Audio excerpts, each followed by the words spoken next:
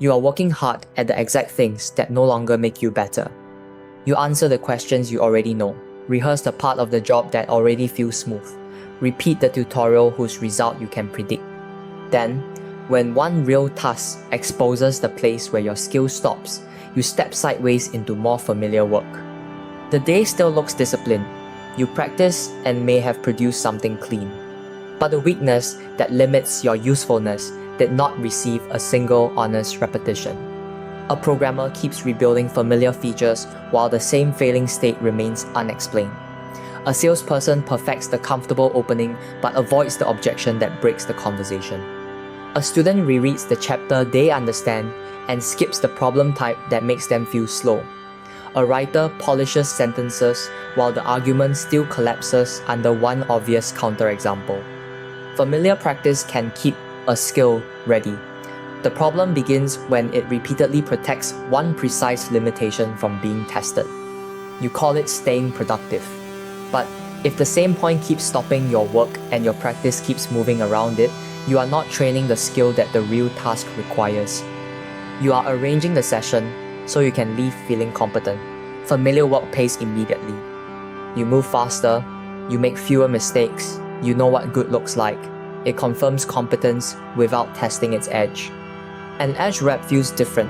It is narrow, slow, and often unimpressive. It gives you an error you can see, a correction you can make, and a second attempt that may still fail. That is why this pattern is expensive. You can become highly efficient at yesterday's level while remaining fragile whenever the requirement changes. The new client asks a question outside the script. The program fails in a state the tutorial never showed. The exam changes the wording. The argument meets someone who does not already agree. The limit was visible. It simply never became the subject of practice. AI can make familiar output even smoother. It can supply boilerplate, examples, summaries, variations, and polished language in seconds. That is leverage when you are directing it at a real standard. It becomes escape when speed hides the part you still cannot judge or perform. The useful human role is not to struggle for theatre. It is to locate what fails, decide what better means, make a correction, and adapt when the condition changes. Use AI to produce a harder case, expose a counterexample, or compare your attempt with a criterion you chose. Let it increase the quality of the test. Do not let it become the person taking the test. Tomorrow, do one edge rep. Choose a live task, not a general subject. Do not write "get better at sales" or "learn coding." Name the real task in front of you. Then ask, where exactly does my quality break? Write one point. Handling the price objection without becoming defensive. Explaining the concept without looking at the notes.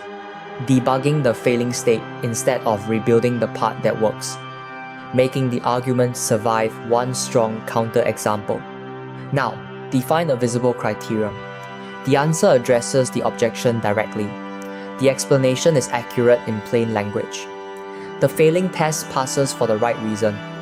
The argument acknowledges the strongest opposing fact. Do 3 short repetitions only at that edge. Change one condition each time.